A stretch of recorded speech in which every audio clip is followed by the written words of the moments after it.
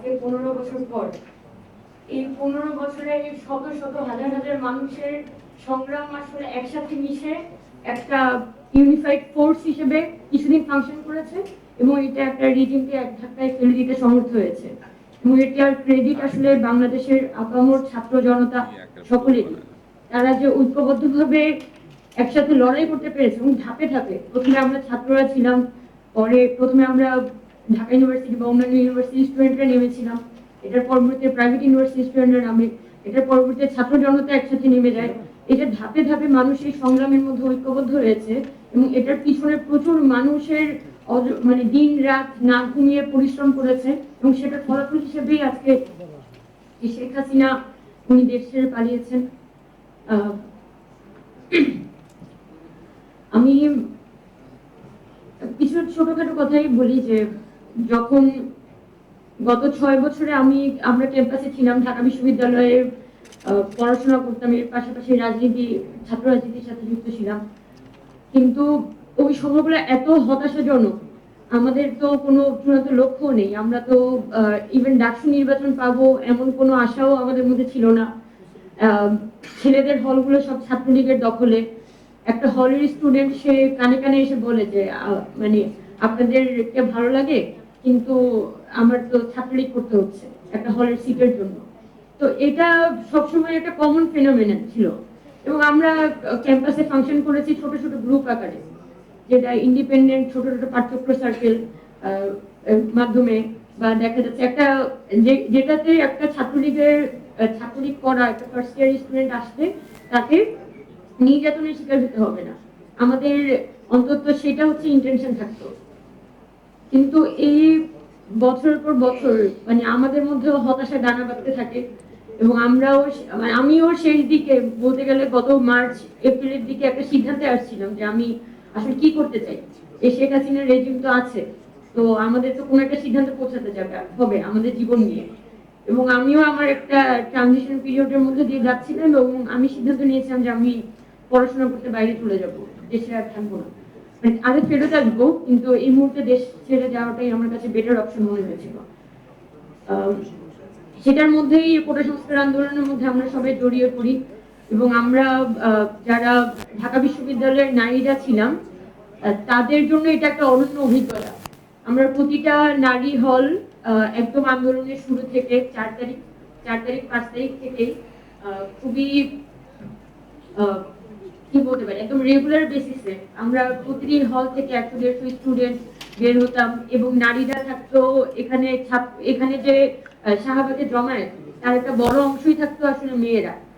এবং আমরা যখনই হল থেকে মিছিল নিয়ে আসতাম, আমরা স্লোগান দিতাম, মিছিল লিড করতাম, তখন কিন্তু আমরা এক্সট্রিমলি এম্পাওয়ার, মানে আমার মনে হচ্ছে যে আমি এই পৃথিবীর রাজা, এই ঢাকা ইউনিভার্সিটি আমার, মানে এই যে একটা অসাধারণ কর্তৃত্বের অভিজ্ঞতা নিজের ক্যাম্পাসের উপর, এটা আমার গত 6 বছরে হয় নাই।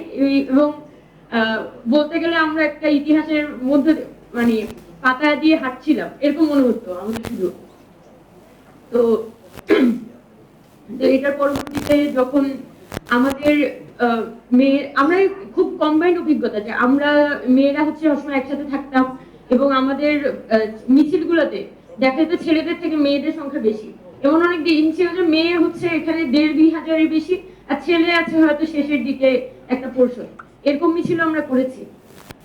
কিন্তু এখানে একটা বড় কোয়েশ্চেন আমিও রাখতে চাই যে এই যে নারীদের একটা বড় সংগ্রাম, আপনি 15 জুলাইয়ের পরেও জেলা শহরগুলোতে যদি যান সেখানেও কিন্তু মেয়েরা বগুড়াতে দেখেন, চট্টগ্রামে দেখেন, যেভাবে আসলে আন্দোলনের ফোরফ্রন্টে চলে এসেছে এবং ভাইদেরকে প্রোটেক্ট করেছে, পুলিশের কাছ থেকে বাঁচিয়েছে, প্রিজনমেন্ট আটকে দিয়েছে এবং যে পরিমাণ সাহসিকতা তারা দেখিয়েছে এটা আসলে আনপ্রেসিডেন্টেড।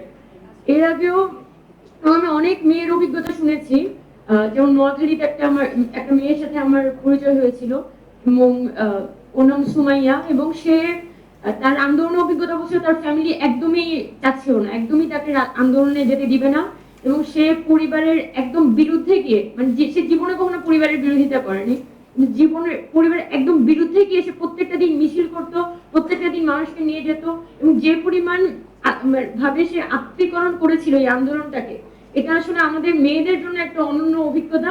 এবং আমি মনে করি যে এখানে এই আন্দোলনে মেয়েদের এভাবে অংশগ্রহণের মধ্য দিয়ে মূলত মানে মূলধারার রাজনীতিতে মেয়েদের যে একটা ভয়েস আছে, মেয়েরাও যে আসলে সবকিছু নিয়ে ভাবতে পারে, সেও যে সংবিধান প্রশ্ন নিয়ে ভাবতে পারে, সেও যে আসলে নির্বাচন কমিশন নিয়ে ভাবতে পারে, তারও যে শিক্ষা খাত নিয়ে কথা আছে, স্বাস্থ্য খাত নিয়ে কথা আছে, এবং সে যে একটা ভয়েস এবং মূলধারার একটা ভয়েস, এইটা কিন্তু এই আন্দোলনের মাধ্যমে আমরা প্রতিষ্ঠা করতে পেরেছি।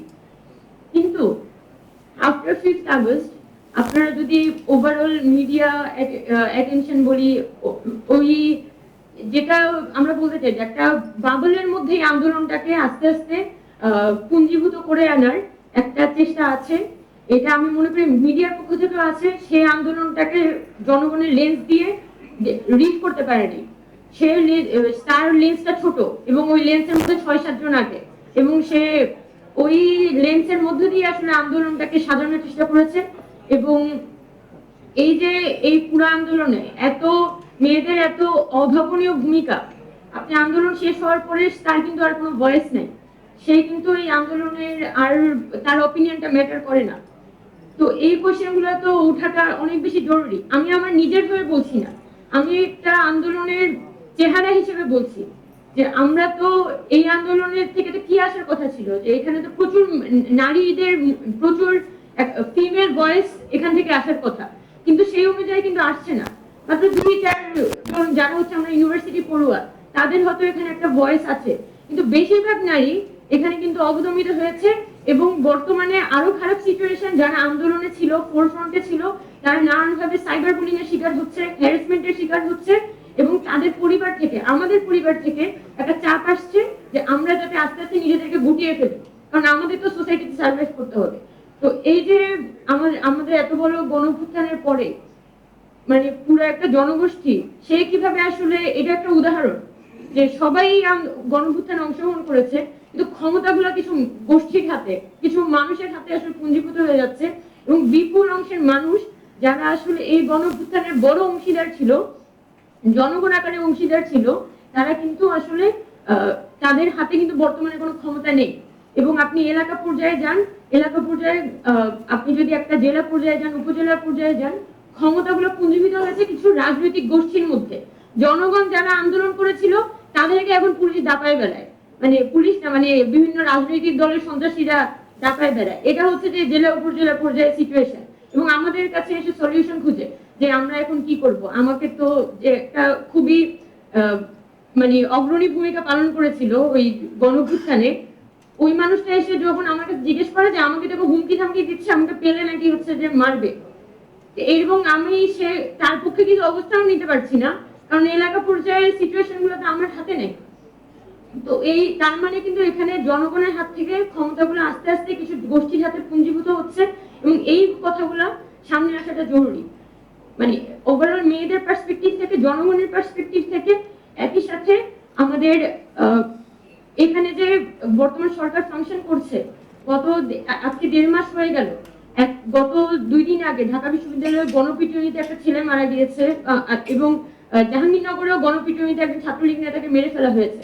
যে এখনো পর্যন্ত দেশের মধ্যে যে ল এন্ড অর্ডার রিস্টোর করা যাচ্ছে না, এবং আমাদের যে উপদেষ্টারা, তারা মানে এরকম ওপেনলি, মানে আমার পক্ষে কিছু করার নেই, আপনার পক্ষে কিছু করার না থাকলে উপদেষ্টা হয়েছেন কেন? এটা তো খুব ইজি বিষয়। আপনি তো ওই দায়িত্বটা নিয়েছেন, এবং আপনার পক্ষে যা করা সম্ভব, একদম সর্বোচ্চ যেটা করা সম্ভব সেটা আপনি করবেন। এই কমিটমেন্ট থেকেই তো আপনি উপদেষ্টা হয়েছেন। না হলে জনগণের ম্যান্ডেট নিয়ে এত বড় গণঅভ্যুত্থানের পরে যে উপদেষ্টা মন্ডলী হইলো, সেটা না আমার কাজ কি? আপনি যদি এরকম একটা আমি কিছু জানি না, আমি কিছু বুঝি না, আমি একটা অসহায় মানুষ, এভাবে অ্যাপ্রোচ করতে থাকেন, তো এটা হচ্ছে যে আমার বিশেষ করে এই যে বর্তমান অন্তর্বর্তীকালীন সরকার ফাংশন করছে, তার প্রতি আমাদের একটা সকল জনগণ, আমাদের সবার ছাত্রদের একটা বড় ধরনের কোয়েশ্চেন যে আপনারা ফাংশনাল হন, আপনারা আরো অ্যাক্টিভ হন, এবং আমি কিছু বুঝি না, আমি কিছু জানি না, এই পজিশন থেকে বের হয়ে আসুন। যদি মনে হয় যে প্রশাসনকে মধ্য থেকে আপনার 50-1000 মানুষ 1000 মানুষ ছাঁটাই করে আপনি এটাকে ফাংশনাল করবেন, তাহলে ওই উদ্যোগ নেন, কিন্তু আপনি হার্ড লাইনে যান। আপনি তো এভাবে দিনের পর দিন খেয়াল রাখতে পারেন না দেশটাকে।